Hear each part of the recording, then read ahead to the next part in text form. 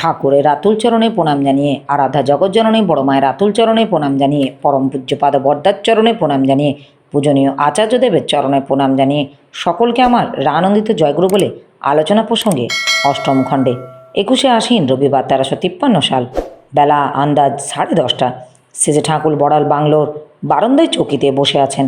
একজন ভারতীয় খ্রিস্টান ধর্মযাজক এসেছিলেন। তার সঙ্গে সেজে ঠাকুর কিছু সময় ধরে সুন্দর আলাপ আলোচনা হয়ে গেল। আলাপ আলোচনা অব্যাহতির পরে প্রফুল্ল খাতা হাতে করে আসতেই সেজে ঠাকুর কেষ্টদাকে লক্ষ্য করে হাসতে হাসতে বললেন, প্রফুল্ল কেমন জানি একটা লগ্ন আছে। ভাঙা আসরে এখন এসে হাজির হলো। প্রফুল্ল, আমি শুনেছিলাম আপনার শরীর অসুস্থ, আপনি শুয়ে আছেন, তাই এত সময় এদিকে আসেনি। সেজে ঠাকুর, কোন সময় কি দরকার হয় তার কি ঠিক আছে, তাই এখানে হত্যে দিয়ে পড়ে থাকা লাগে। সৎসঙ্গের একটা ব্যাংকের অ্যাকাউন্ট খোলার বিষয়ে সত্যজিৎ দা ও চুনিদাতে কথা হচ্ছিল। সেজে ঠাকুর সাহস্যে বললেন, ও কি হবে, কাজের কথা যাতে মানুষ মানুষের মতো বাঁচতে পারে, একগট্টা হয়ে শয়তানির বিরুদ্ধে রুখে দাঁড়াতে পারে। সুশীলদা কাগজ পড়তে পড়তে পূর্ববঙ্গের পরিস্থিতি সম্বন্ধে আলোচনা করছিলেন।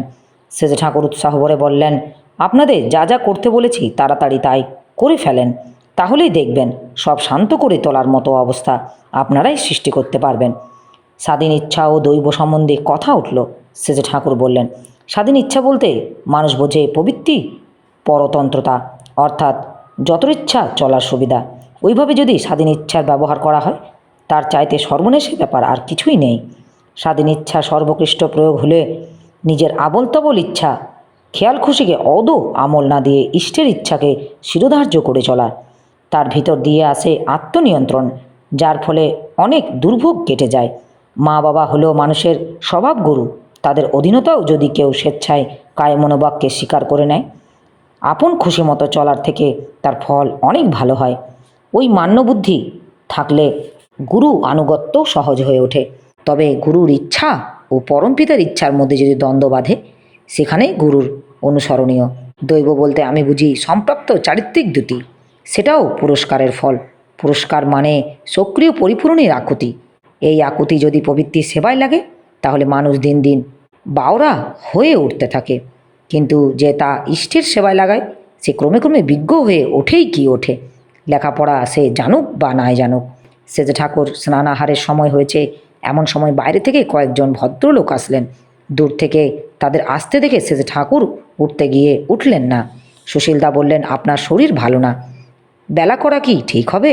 সেজে ঠাকুর, ওরা কষ্ট করে এসেছেন, ওদের সঙ্গে কথা না বলতে পারলে মনে অস্বস্তি হবে। শরীরের কষ্ট দেখে মনের জরিমানা সওয়া আরও কষ্টকর, তাতে শরীর বেশি খারাপ করে। ইতিমধ্যে তারা এসে গেলেন। সেজে ঠাকুর পরমাত্মীয়র মতো আপ্যায়ন করলেন। আসেন আসেন, বসেন। ওরা দুখানি বেঞ্চিতে বসলেন। সেজে ঠাকুর বললেন, আপনারা এখানে থাকেন বুঝি? একজন উত্তর করলেন, না, আমরা কলকাতায় থাকি, এখানে বেড়াতে এসেছি, এখানে আমাদের বাড়ি আছে, মাঝে মাঝে আসি। সেজে ঠাকুর, এখন থাকবেন কিছুদিন? উক্ত ভদ্রলোক, কয়েকদিনের মধ্যেই যেতে হবে। পরক্ষণে তিনি জিজ্ঞাসা করলেন, অনেক শিক্ষায় শিক্ষিত হয়েও মানুষ প্রকৃত মানুষ হয় না কেন? সেজে ঠাকুর, আবার এমন আছে একেবারে মূর্খ, নাম লিখতেও পারে না, সে হয়তো জগৎ বিখ্যাত মহৎ ব্যক্তি হয়ে গেল। আমরা অনেক বহুবিধ পুঁথিগত বিদ্যা লাভ করার সত্ত্বেও আমাদের সুরত হয়তো এত শক্তিমান নয়, যার ফলে একজন জীবন্ত আদর্শকে পরিপূরণ করতে গিয়ে আমাদের প্রবৃত্তিগুলি নিয়ন্ত্রিত ও সংহত হয়ে ওঠে না। প্রকৃত মানুষ হওয়া মানে আদর্শনিষ্ঠায় এতখানি দৃঢ় হওয়া, যাতে প্রবৃত্তির উপর আধিপত্য আসে এবং গোটা ব্যক্তিত্ব নিয়ে পরিবেশের সত্তাপালী সেবায় রত থেকে চলা যায়। লাখ জানওয়ালা মানুষও এ কাম করতে পারে না। আবার কারো সুরত সমবেগ বিহিতভাবে যুক্ত হলে সে কেতাবে বিদ্যার ধার না ধীরেও অনেক কিছু পারে। হিন্দু ঘরে 5 বছরের বয়সে গুরুকরণের কথা আছে, উন্মেষ ওই নিয়েই। আলোক যেমন সূর্যকে নিয়ে ওঠে, তারই অচ্ছেদে অংশস্বরূপ হয়ে এও তেমনি গুরুনিষ্ঠার জ্ঞানে গজিয়ে ওঠে।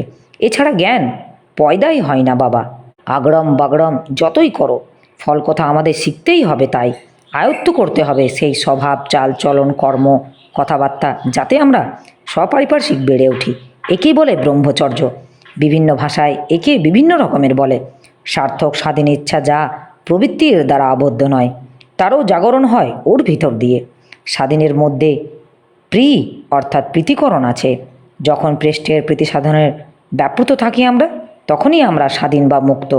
আর প্রবৃত্তির খেয়ালে চলি যখন আমরা, তখনই আমরা পরাধীন বা বদ্ধ। শ্রীজি ঠাকুর সন্ধ্যায় অশ্বত্থতলায় বসেছেন। পশ্চিমের পাহাড় ও গাছপালার আড়ালে সূর্য যখন ডুবু গোধূলির সন্ধিক্ষণে আকাশমাটি গৌরিক রঞ্জনায় আলিপ্ত হয়ে যেন এক উদার গভীর বৈরাগ্যের বঞ্চনায় মুখর হয়ে উঠেছে। অনেকে উপস্থিত আছেন। কথা প্রসঙ্গে শ্রীজি ঠাকুর শরদ্দাকে বললেন, আমি যদি আপনার স্বার্থ হই, তাহলে আপনি আমার পরিবারকে আমার দিকে আকর্ষণ করাটাই নিজের স্বার্থ মনে করবেন। তা যদি না করেন, নিজের পারিবারিক সুখ সুবিধার জন্য যদি আমার কাজ করেন, তাহলে বুঝতে হবে আপনি ব্যবসায়াত্মিকা বুদ্ধি নিয়ে চলেছেন। ব্যবসায়াত্মিকা বুদ্ধি সামাধৌ ন ধীয়তে, ওতে কোনো কিছুরই সমাধান হবে না। যা করলে একসঙ্গে সব দিকেরই সমাধান হয়, তা হলো ইষ্ট স্বার্থ প্রতিষ্ঠা। ওইটের খাঁকতি যতখানি, জীবনের সার্থক সংগতি এরই অভাব ততখানি। একটু পরে এসেছে ঠাকুর বললেন, বিশ্বাসঘাতকতা ও ব্যবসায় এক ধাতু কিনা দেখেন তো শরদ্দা। শরদ্দা অভিধান দেখে এসে হাসতে হাসতে বললেন, আপনি যা অনুমান করেছেন সত্যি তাই? আপনি এগুলি বলেন কি করে ভেবে পায় না।